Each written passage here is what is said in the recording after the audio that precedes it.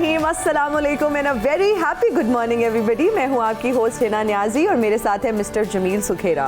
Miss Hina Niazi, बहुत शुक्रिया आपका मुझे इंट्रोड्यूस करवाने के लिए। नाज़रीन, हम उम्मीद करते हैं आप बिल्कुल खैरियत से होंगे। आज की सुबह का आगाज़ भी आपका बहुत अच्छा हुआ होगा। आइए मिलकर इस सुबह को मज़ीद खुशगवार बनाते हैं। कल की खुशखबरें डिस्कस करते हैं, आज क्या होने वाला है उसको थोड़ा डिस्कस करेंगे। सबसे पहले तो तोशा खाना और खातून जज को धमकी का जो केस है, इमरान खान के नाकाबिल ज़मानत वारंट गिरफ्तारी के हवाले से हम सबसे पहले बात करेंगे। इस्लामाबाद की अदालत ने तोशा खाना केस में पेश ना होने पर इमरान खान के नाकाबिल ज़मानत वारंट गिरफ्तारी बहाल करते हुए उन्हें 18 मार्च को गिरफ्तार करके पेश करने का हुक्म दिया है। तो एक बार फिर, इससे पहले भी हमने देखा कि इस्लामाबाद पुलिस लाहौर आई, इमरान खान कहा यह जा रहा था कि गिरफ्तार करने आई है, लेकिन बाद में खबर यह आई कि सिर्फ नोटिस सर्व करके वापस चली गई। उसके बाद अब फिर 18 मार्च को इमरान खान ने अदालत में पेश होना है। तो इसी बारे में बात करते हैं। Senior analyst and anchor person Adnan Adil साहब इस वक्त हमारे साथ हैं, स्टूडियोज में हमें ज्वाइन कर चुके हैं। अदनान साहब, गुड मॉर्निंग। गुड मॉर्निंग आप दोनों को भी। कैसे हैं सर आप? मैं बहुत अच्छा हूँ। हिना बहुत परेशान है। क्यों? कि पहले वारंट्स गिरफ्तारी आए, हाँ, और वो पुलिस वापस चली गई। अब फिर 18 मार्च को इमरान खान ने पेश होना है, तो क्या फिर वही एपिसोड दोहराया जाएगा कि पुलिस आई इस्लामाबाद की जी, और पंजाब पुलिस और रेंजर्स की मदद ली गई, तो क्या इस बार गिरफ्तारी? और जमील, सिर्फ मैं नहीं बल्कि हमारे मुल्क के बहुत सारे लोग परेशान हैं। हमारे अवाम जो है वो बाकायदा परेशान है। PTI is a popular party इन पाकिस्तान। तो लेकिन मैं तो आपका ही जिक्र करूंगा। जी जी जी जी, बट ऐसा तो होता है ऐसे कामों में। मतलब सियासत है तो उसमें गिरफ्तार भी होना पड़ता है, जेल भी जाना पड़ता है। बदकिस्मती से हमारे जैसे मुल्कों में जो सियासत है वो दुश्मनी में बदल जाती है, और फिर जो अपोजिशन में होता है उसको खूब रगड़ा लगता है। आप देखिए ना कि ये जो लोग हुकूमत में हैं, जब ये अपोजिशन में थे तो इन्हें रगड़ा लग रहा था, ये जेलों में जा रहे थे, ये पेशियां भुगत रहे थे। अब खान साहब और उनके साथी भुगत रहे हैं। लेकिन खान साहब हो सकता है कि उनको हाई कोर्ट से कुछ रिलीफ मिल जाए। उन्होंने इतवार को जलसा रखा है, हफ्ते को कहा है कि आप आ जाएं। जो तारीख आपने बताई है, हफ्ता बनता है उस दिन, लेकिन इतवार को तो वो जलसा करने जा रहे हैं लाहौर में। क्या पता वो जलसे की इजाज़त भी मिले ना मिले, क्योंकि उस दिन PSL का भी कोई बड़ा मैच है यहाँ पर।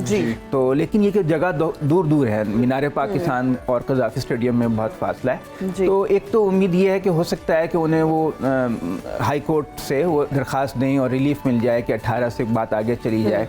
और दूसरे ये कि उनकी बार बार दरख्वास्त ये है कि एक वीडियो लिंक के ऊपर उनका बयान ले लिया जाए, क्योंकि उनकी जान को खतरा है। पहले कल भी उन्होंने जो एड्रेस किया, उनकी बहुत बड़ी रैली थी, लेकिन वो उन्होंने गाड़ी में बैठकर ही खिताब किया, बाहर निकल कर नहीं किया।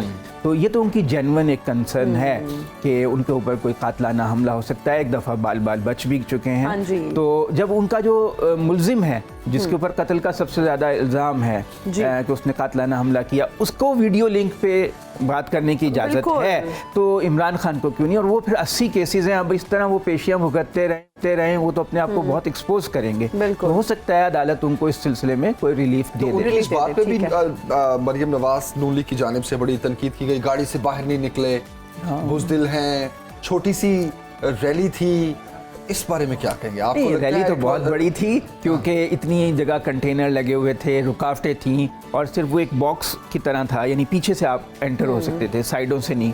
और उसमें हुकूमत कह सकती है कि हमने सिक्योरिटी कंसर्न्स की जैसे ये इतनी ज़्यादा पाबंदियाँ लगाई थी, क्योंकि वो ज़्यादा कुछ उसमें सियासत भी इन्वॉल्व है। लेकिन बहरहाल रैली तो बहुत बड़ी थी, इसमें तो कोई शक नहीं है तमाम पाबंदियों के बावजूद। खान साहब ने कल रैली भी निकाली, अब संडे को जलसे का भी उन्होंने ऐलान किया है। तो क्या ये इलेक्शन की तैयारी शुरू हो चुकी है और इलेक्शन कैंपेन ही हम इसको समझें? जी, इलेक्शन कैंपेन तो है, इसमें तो कोई 30 अप्रैल को इलेक्शन होने हैं, और नून लीग की ख्वाहिश है कि इमरान खान इलेक्शन कैंपेन ना चला सके, क्योंकि उनके मुखालफिन की असेसमेंट है कि इमरान खान एक ब्रांड है, वो सेल करता है, वो अट्रैक्ट करता है क्राउड। अगर इमरान खान को कंटेन कर लिया जाए तो PTI जो है ना वो नीचे आ जाएगी, उनके वोटर जो है दबक के घर बैठ जाएंगे, मायूस हो जाएंगे, पार्टी में वो जोश व वलवला नहीं रहेगा जो इमरान खान की मौजूदगी से होता है। तो कोशिश कर रहे हैं कि उनको किसी केस में अरेस्ट कर लें, कुछ अरसे जेल में रखें, ताकि वो इलेक्शन कैंपेन जो हो रही है ये ना हो सके, या फिर इतने हंगामे हो जाएं उनकी अरेस्ट होने की वजह से कि लॉ एंड ऑर्डर को बहाना बना के इलेक्शन पोस्टपोन कर दिया जाए। लेकिन लग नहीं रहा कि ऐसा होगा, क्योंकि अदलिया ने जो स्टैंड लिया हुआ है कि कॉन्स्टिट्यूशन के ऊपर अमल करना है, उसकी हुकूमत को मुश्किलात हो रही हैं अपने प्लान में, क्योंकि इस वक्त माशी हालात भी अच्छे नहीं हैं। हुकूमत का इंटरेस्ट है कि किसी तरह इलेक्शन जो है आगे चले जाए और कौमी और सूबाई सारे मिलकर एक साथ हों, क्योंकि अगर अलग अलग होंगे तो फिर उसमें कुछ और मुश्किलात पैदा हो जाएंगी। तो इलेक्शन कैंपेन तो शुरू हो चुकी है, इसमें तो कोई शक नहीं है। और मरियम भी रोज़ाना जलसे कर रही हैं, बेशक वो पार्टी के तंजीमी इजलास कर रही हैं और उनको बड़ा सियासी सरकारी प्रोटोकॉल मिल रहा है। इमरान खान को मतलब है दबाने की कोशिश की जा रही है, जैसे कि हर से लगाने की कोशिश की जा रही है। एक मतलब प्लानिंग ये है कि किसी तरह उनको माइनस कर दिया जाए, यानी कि पीटीआई रहे भी फील्ड में तो माइनस इमरान खान रहे। इमरान खान को या तो टेक्निकली नॉकआउट कर दिया जाए, किसी केस में डिस्क्वालीफाई कर दिया जाए, या उनकी मूवमेंट इतनी रेस्ट्रिक्ट कर दी जाए कि वो जिसे कहते हैं ना to lead from the front, कि वो अपनी पार्टी को लीड ना कर सके। तो साहब आप समझते हैं कि अवाम जो अब बहुत समझदार, बाशऊर, अक्लमंद, दानिश्वर हो चुकी है, उनको ये बातें समझ नहीं आ रही? आ तो रही हैं, लेकिन जो लोग ताकत में होते हैं उसकी इंटॉक्सिकेशन होती है। जो पावर होती है ना और दौलत होती है उसका अपना नशा हो, तो वो उस नशे में बिल्कुल सही कहा, बिल्कुल सही कहा। आदमी की आंखों पे पट्टी बन जाती है जब वो किसी। और एक चीज वाज़ेह नजर आ रही है कि इमरान खान को रैली की इजाजत नहीं दी जा रही या बार बार दफा 144 लगाई जा रही है। अच्छा, ये जो तोशाखाना केस है, टेक्निकली मैं एक पॉइंट पे आपकी राय जानना चाहता हूँ कि जिस तरह इलेक्शन कमीशन की जानिब से तो डायरेक्शन नहीं दी गई इस केस की, इस पॉइंट का क्या बनेगा? देखिए, वो तो है ना, मौलाना फजलुर रहमान ने कहा था जैसे ये हुकूमत बनी थी तुम्हारे पाँव के नीचे ज़मीन गर्म कर देंगे, इस पे केसेस बनाओ। तो आइडियोलॉग वही हैं, जो नज़रियाती इनके पीरो मुर्शद है ना, वो मौलाना फजलुर रहमान है, क्योंकि बहुत तजर्बेकार हैं, वो 30-40 साल से ज़्यादा हो गया उन्हें सियासत में। तो ये तो एक स्टैंडर्ड तरीका है कि आप केसेस में उलझाए जाएं, चाहे वो आपको पता भी हो कि कमज़ोर हैं, फेक हैं, लेकिन उसमें ये तो होता है ना कि आपके ऊपर इन्वेस्टिगेशन शुरू हो जाती है, अदालतों में पेशियाँ शुरू हो जाती हैं, एक अदालत से दूसरी अदालत से तीसरी अदालत, आप इतने उलझ जाएं मुकदमात में कि आप सियासत को ज़्यादा टाइम ना दे सकें। और फिर एक आपका खिलाफ प्रोपेगेंडा, तोशाखाना का प्रोपेगेंडा, घड़ियों का प्रोपेगेंडा 1 साल से भी ज़्यादा से चल रहा है, लेकिन अब पता चला है कि दूसरे लोगों ने तो उनसे भी ज़्यादा जो है ना वो बिल्कुल लोगों ने तो बेडशीटें भी नहीं छोड़ी, बेडशीटें, पाइनएप्पल के डब्बे नहीं छोड़े, स्कार्फ्स नहीं छोड़े। अच्छा नाना साहब, जो लोग घड़ी चोर के नारे लगाते थे और इतना उन्होंने तमाशा क्रिएट किया, खुद तो उन्होंने पाइनएप्पल के डब्बे तक नहीं छोड़े, तो क्या कहेंगे? और जो चीज फिर आप तोशाखाना से लेते हैं, कानून उसके बारे में क्या कहता है कि आप किस तरह से क्या उसको आगे बेच सकते हैं?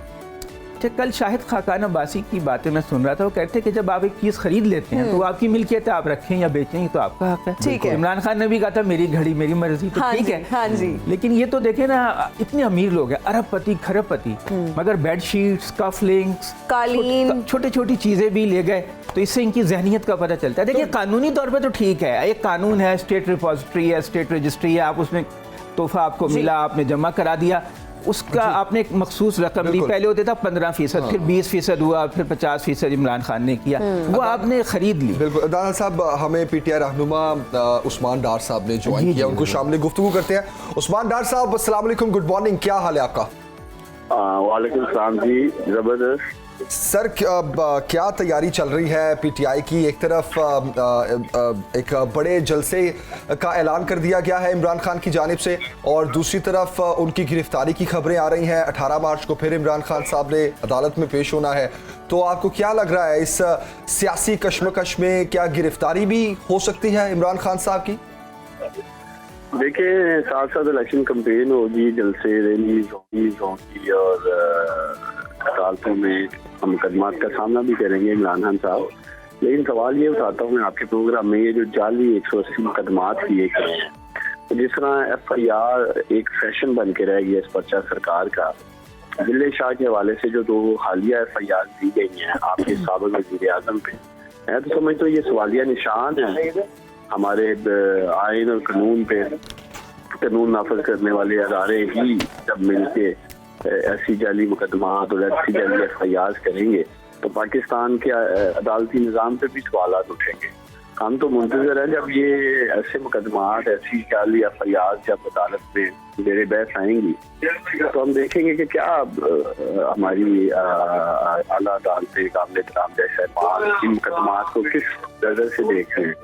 कि हमारे अपने ही कारकुन को शहीद किया जाता है, कत्ल किया जाता है और FIR भी हम पे काट दी जाती है। जी। तो इंशाल्लाह ताला जो आपका सवाल था कि हर महाज पे, चाहे वो सियासी महाज है, चाहे पाकिस्तान में अदालतों में मुकदमात की बात है, इंशाल्लाह ताला इमरान खान साहब ना दुबई भागेंगे ना लंदन भागेंगे, उनका जीना मरना पाकिस्तान में ही है। 4 गोलियां खा के मेरा लीडर आज पाकिस्तान में है, उससे बाहर भी क्या इलाज है। ठीक हो गया।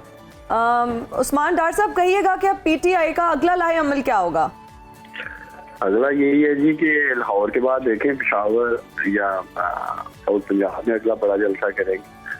तो हमने तो इंतखाबी मुहिम का आगाज कर दिया है। आपने देखा किस हर रैली के रोड के ऊपर इन्होंने कंटेनर लगा रखे थे और बर्डन ऑफ कर रखा था कि कोई अंदर नहीं आ सके। इन्होंने पूरी कोशिश की हमारी रैली को सबूताज करने की। मैं जिंदा तला ने लाहौर के अजीम लोगों को, तमाम पाकिस्तान तरीके इंसाफ के कारकुनों को हिराज तस्लीम पेश करता हूँ। तो कल इन्होंने पावर शो किया और एक पैगाम दिया कि तख्ते लाहौर जो है वो इमरान खान का, लाहौर किला बन चुका है PTI का। आपको याद होगा नून लीग वाले क्लेम करते थे कि जी हम तख्ते लाहौर के वारिस हैं, तो लाहौरियों ने तो कल इनका दिलन तख्ता कर दिया।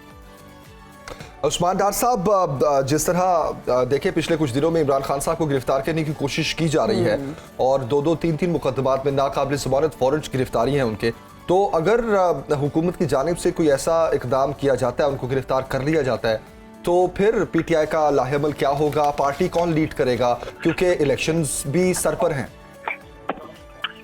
देखिए, इसमें कोई शक नहीं है, गुज़श्ता 10-11 माह से इनकी दिली ख्वाहिश है कि इमरान खान को गिरफ्तार करें, जेल में डालें, नजरबंद कर दें, महल कर दें। तो मैं आपको और कौम को यकीन दिलाता हूँ कि जिस तरह तोशा खाना की पटारी खुली है तो पूरी कौम देख रही है कि किस तरह से मुफ्त का माल लेके ये निकले हैं और बेडशीट तक नहीं छोड़ी है, चाय की पत्ती तक नहीं छोड़ी, पाइनएप्पल तक ही नहीं है। तो मुकदमात का भी यही निकलेगा जिनके लिए आप कह रहे हैं कि इमरान खान अदालतों में पेश नहीं हो रहा। तो इंशाल्लाह ताला अपने लीडर की हिफाजत के लिए पाकिस्तान तरीके इंसाफ के कारकुनान शबो रोज जमान पास बैठे और आप सब जानते हैं कि इमरान खान पे कातलाना हमला हो चुका है, कोई सिक्योरिटी नहीं है। अदालतों में जाते हैं तो वहाँ पुलिस तक नहीं दी जाती है कि एक एक्स प्राइम मिनिस्टर आ रहा है और जिसको सीरियस थ्रेट्स नहीं है, उसके बावजूद ये संजीदगी का आलम आपके सामने है। तो इंतखाबात भी लड़ेंगे, केसेस का सामना भी करेंगे और इंशाल्लाह ताला 30 अप्रैल को पंजाब में 3/4 अक्सरियत से पाकिस्तान तरीके इंसाफ जीतेगी और चीफ मिनिस्टर अगला पंजाब का खैबर पख्तूनख्वा का इत्तेफाक पाकिस्तान तरीके इंसाफ का होगा। उस्मान डार साहब, तोशा खाना का जो रिकॉर्ड सामने आया 21 साल का, इस पर आप क्या कहेंगे? बड़ी डिटेल सामने आई है और अब तो ये भी बातें हो रही हैं कि शायद ये पूरा रिकॉर्ड भी नहीं है, इसमें से बहुत सी चीजें छुपाई भी गई हैं। देखिए, ये तो एक टिप ऑफ द आइसबर्ग है जो भी सामने आया है और जाके इन्होंने और इसीलिए माला ने कहा है कि आप कुछ नहीं है, आपको देखना सुनने को मिलेगा कि ये बगैर पीछे भी ये चीजें लोग। तो जिस तरह अभी बहुत सारी चीजें सामने आई हैं, देखें गैर कानूनी काम तो सफली सरदारी और नवाज शरीफ ने किया।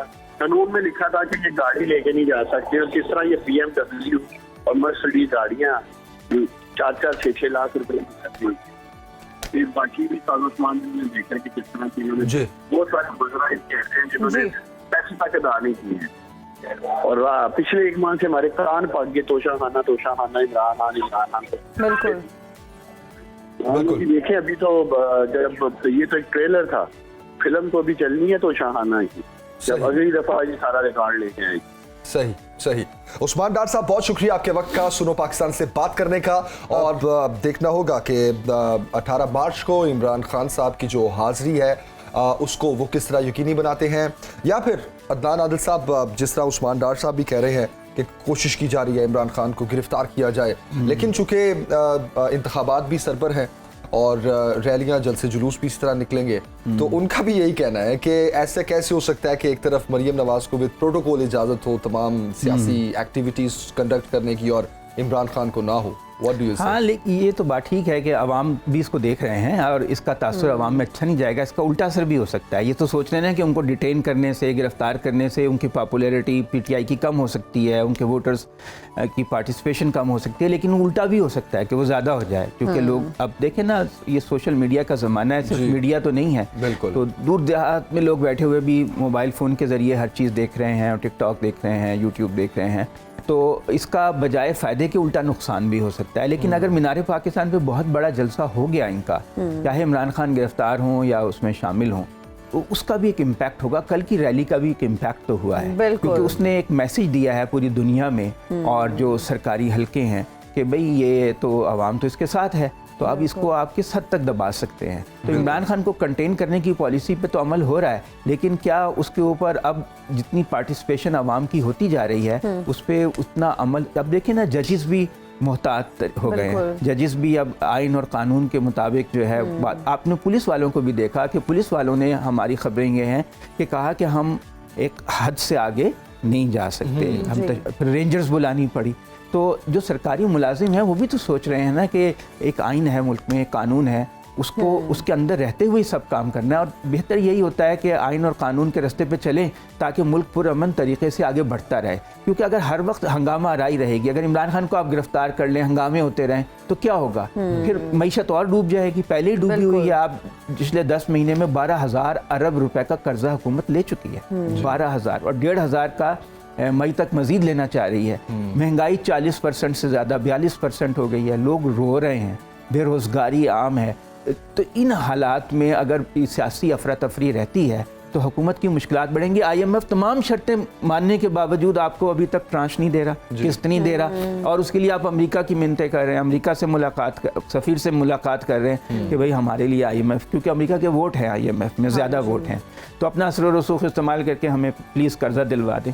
तो अगर इमरान खान को आप अरेस्ट कर भी लेंगे हुकूमत किसी न किसी केस में, क्योंकि हुकूमत की बहुत पावर्स होती हैं, वो कहते हैं ना, आटा गूंदते हिलती क्यों है, तो कोई बहाने से भी गिरफ्तार किया जा सकता है। तो उसका बजाय फ़ायदे के उल्टा नुकसान भी हो सकता है, और अफरा तफरी, बेयकीनी, अदम इस्तेहकाम बढ़ सकता है। अच्छा अदनान आदिल साहब, मरियम नवाज साहिबा ये कहती हैं कि तराजू के पलड़े बराबर होने चाहिए, वो किस बराबरी की बात करती हैं, जरा इस पर भी रोशनी डालना। मकसद ये है कि नवाज शरीफ वापस आए और उनकी तमाम सजाएं खत्म हो जाएं जी, अदालत में अपील की जाए। उनका सबसे बड़ी सज़ा तो है ताहियात नहली, जो सुप्रीम कोर्ट के 5 जजों ने दी हुई है, तो उसके लिए तो फिर 7 मेंबर बैठे हैं, या पूरा फुल कोर्ट बैठे, उनकी सज़ा रिवर्स करे, उनकी सज़ाएं ख़त्म हो और इमरान खान को सज़ा हो जैसे इमरान नवाज शरीफ को पहले हुई थी। लेकिन उससे पहले इमरान खान को 2 दफ़ा और वज़ीर आज़म ना बना दे, और उनके कोई लंदन में फ्लैट भी खरीद के दें, प्रॉपर्टियाँ भी खरीद के दें, उनकी मिलें भी बनाएं उनकी।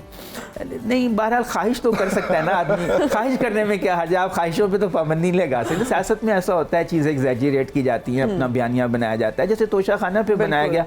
आपको पता चला कि सबसे ज़्यादा गिफ्ट तो शाहिद खाकान अब्बासी ने लिए, और वो महंगी महंगी घड़ियाँ और दूसरी चीज़ें, तो वो ख़ुद भी कहते हैं। अब इसमें कोई गैर अखलाकी तो आप कह सकते हैं कि है कि आपने स्टेट की चीज़ जो है, आप अमीर कबीर आदमी हैं फिर भी ले ही जा रहे हैं, और बहुत सस्ते दामों ले रहे हैं, 10-20% पैसे दे के गाड़ियाँ ले रहे हैं, घड़ियाँ ले रहे हैं, लेकिन ये कि गैर कानूनी तो नहीं है, कानून के मुताबिक लिया। बस आपने एक शख्स को बदनाम करना था, आपने कर लिया, आपने प्रोपेगेंडा करना था, आपने कर लिया। उसका असर क्या हुआ? सारे आप ज़िमनी इलेक्शन हार गए, आप डर के हमारे इस्लामाबाद में इलेक्शन नहीं करवा पा रहे, और जब अपना भांडा फूटा है उसके बारे में क्या, और अभी तो वो डिटेल आई है 2002 से, अगर 90 से 2 आ गई, तो वो गाड़ियां सामने आनी है अदनान आदिल साहब के, बस छोड़ दें। कल शायद ऑर्डर भी हो गया है कि फौरन से वो रिकॉर्ड भी पिछले वाला भी सामने अदालत की तरफ। लेकिन बदकिस्मती है कि सियासतदान एक दूसरे को इतना रगड़ा लगाते हैं कि फिर मावराए आइन इक़दाम मुल्क में होता है, इनके आपस में कोई रूल सेट नहीं करते। ये आप देखिए, जनरल परवेज मुशर्रफ को गाड़ी मिली, उन्होंने डिक्लेयर की और जमा भी नहीं कराई और रख ली जी। शौकत अजीज को गाड़ी मिली लेक्सस जी, बहुत महंगी गाड़ी, उन्होंने डिक्लेयर की, जमा भी नहीं कराई और रख ली, उनको कोई नहीं पूछ सकता। और सियासतदान एक दूसरे पे अनानास और बेडशीटों पे लड़ रहे हैं। इससे ज्यादा ये खुद ही अपने लिए गड़ा खोदते हैं। सब ये जान के तो नहीं करवाया जा रहा इनसे, नहीं या जान, ये इतने चूचे हैं। मतलब चावल को सही हप्पा बात है। कहते हैं, रोटी को ओटी कहते हैं। अदनान आमिर साहब, बहुत शुक्रिया आपके बहुत वक्त शुक्रिया। का और डिटेल से इस पर बात करना हमने की। और लेट्स सी अब क्या सूरत हाल इख्तियार करती है हमारी सियासत भी, मईशत भी, और इस वक्त के जो हुक्मरान हैं शायद उनको आवाम का भी थोड़ा ख्याल आए। पंजाबी सकाफत की अहमियत को उजागर करने के लिए पंजाब कल्चर डे मनाया जा रहा है। पंजाब जो है वो मोहब्बत की सरजमीन है, जो हज़ारों साल पुरानी तहजीब व सकाफत की जो है ना वारिस है, जहाँ इश्क की हज़ारों अमर दास्तानें मिलती हैं, जहाँ जेहलम, रावी, पंजाब, सतलुज और ब्यास जो है वो बहते हैं, जहाँ बाबा बुल्ले शाह, वारिस शाह, बाबा फरीद, दाता गंज बख्श ने अपनी जिंदगियां गुजारी हैं। वाह वाह।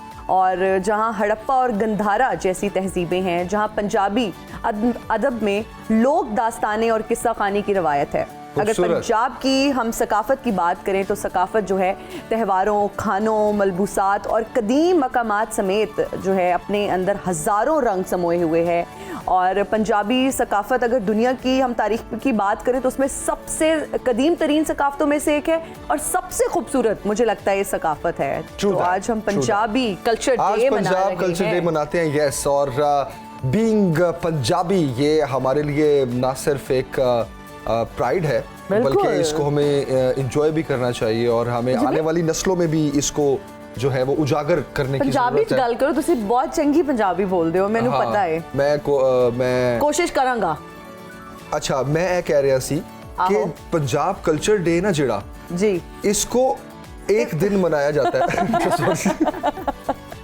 That was cute Okay, effort, हम अपने गेस्ट को पहले इंट्रोड्यूस जी, करवाते हैं। बिल्कुल। बिनिश फातिमा साहिबा, डीजी पिलाक इस वक्त हमारे साथ हैं। बिनी साहिबा, बहुत शुक्रिया आपके वक्त का। बहुत शुक्रिया जी आया नू की हाल है जी बीने आया साहिबा, जी, तुसी ठीक हो? अल्लाह दा बहुत शुक्र जी, अल्लाह दा बहुत शुक्र, बड़ी मेहरबानी तुसी सद्या।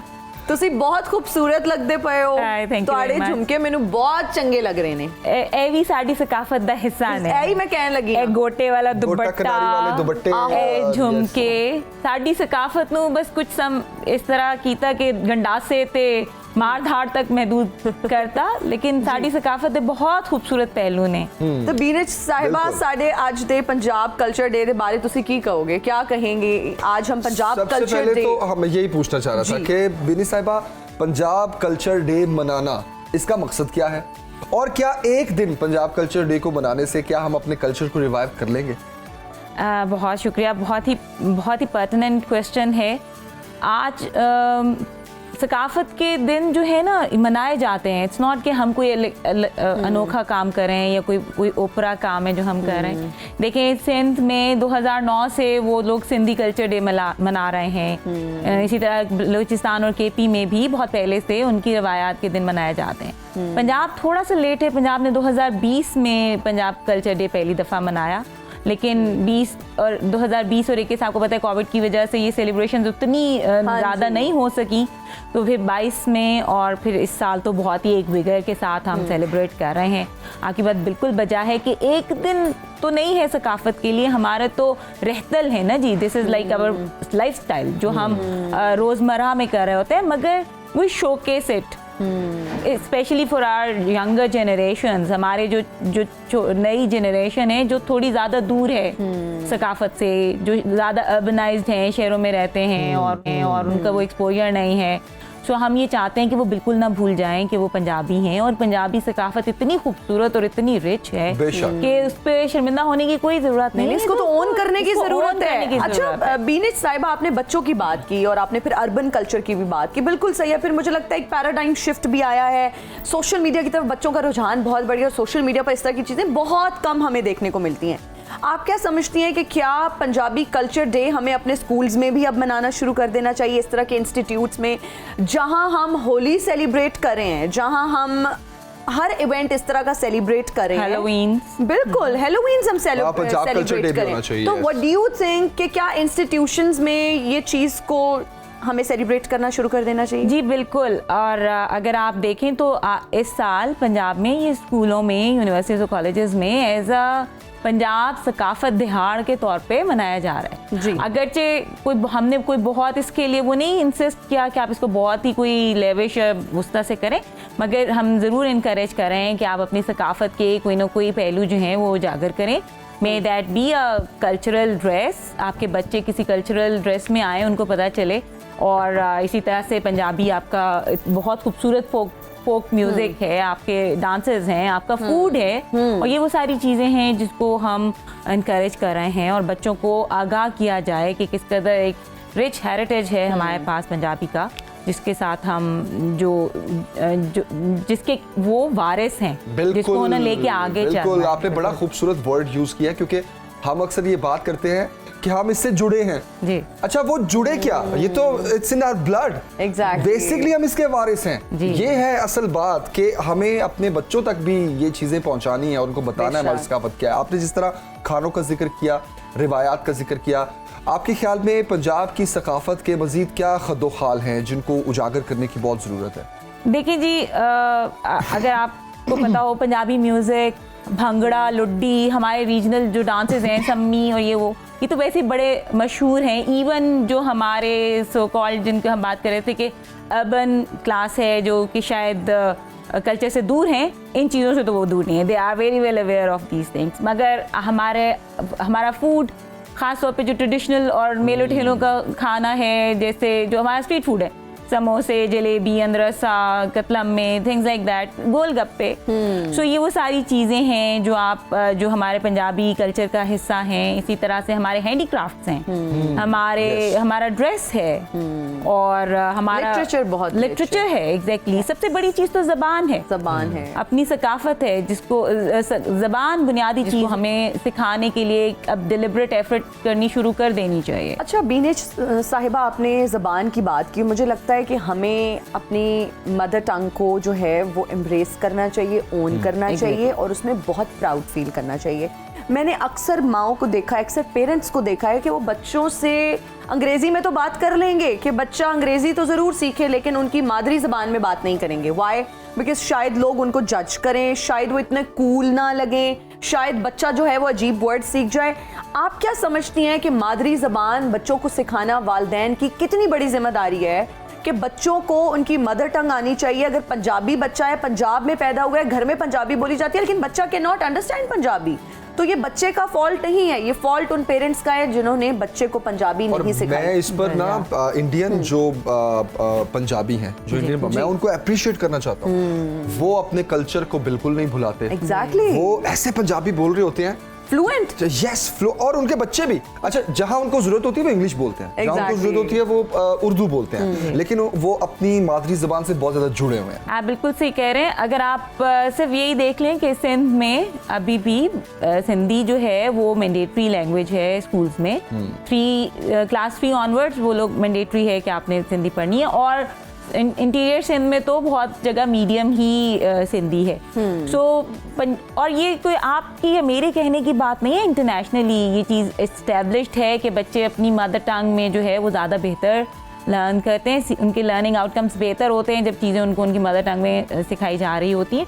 और लैंग्वेजेस, मदर टंग्स को और हमारी जो नेटिव लैंग्वेजेस हैं उनको प्रिजर्व करना जो है वो अब एक हमारा एक समझिए कि हमारी सस्टेनेबल डेवलपमेंट का एक गोल है, उसके अंदर ये चीज़ मौजूद है कि हमने अपने इन लैंग्वेजेस को और कल्चर्स को प्रिजर्व करना है।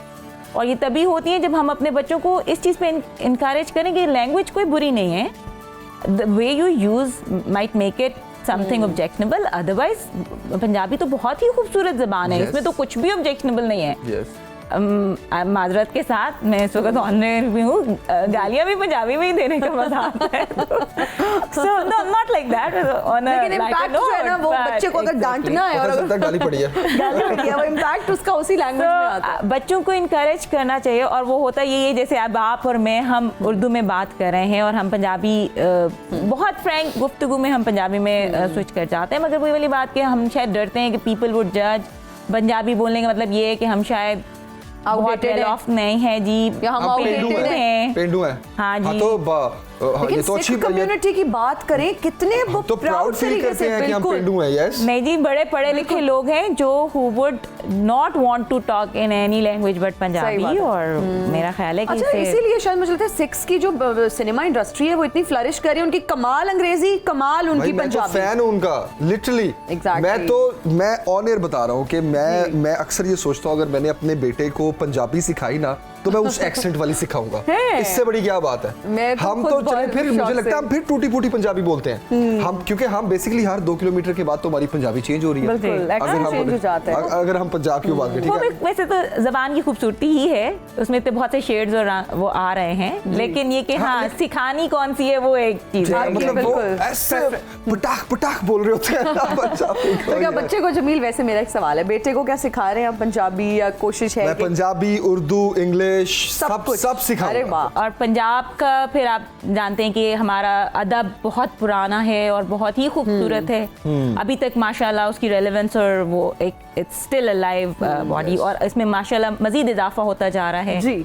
तो और- बीनिश साहिबा, ये जो एक कल्चर डे हम आज जिस तरह से सेलिब्रेट करें, एक दिन इसको सेलिब्रेट करने से क्या हम अपने कल्चर को रिवाइव कर सकते हैं, या मुझे हमें तो लगता है पूरा frequently पूरा हफ्ता मनाना चाहिए, मनाना पूरा चाहिए, महीना पूरा मनाना वीक होना चाहिए? जी बिल्कुल, आपकी बात बिल्कुल सही है, और मेरे तो ख्याल में कि सारे साल ही इसके लिए कुछ ना कुछ तैयारी होती रहनी चाहिए, और हमें पता चलते रहना चाहिए कि हमारी सकाफत क्या है, हमारी जो मेहमान नवाजी, हमारे जो बादब तरीके, वो सब के सब मौजूद रहने चाहिए। और एक हफ्ता तो भी मुझे लगता है कि थोड़ा होता है for revival of a culture, लेकिन ये कि एक दिन एज अ सिंबल हम ज़रूर चाहते हैं कि इसको एटलीस्ट बाकी के लोग, बाकी की दुनिया भी हमारे साथ मिलकर उसको सेलिब्रेट करें। ठीक, बहुत अच्छा पैगाम दिया आपने बिनी साहिबा। और ये तो खास तौर पर जैसे मार्च में, मिड ऑफ मार्च या तीसरे हफ्ते मार्च के से जब कटाइयाँ शुरू होती हैं जी, गंदम की, जी। तो मुझे तो लगता है वहीं से एक फेस्टिवल शुरू हो जाना Exactly. चाहिए, ना? जो कि एक पूरा 2-3 अगर मैं आपको थोड़ा सा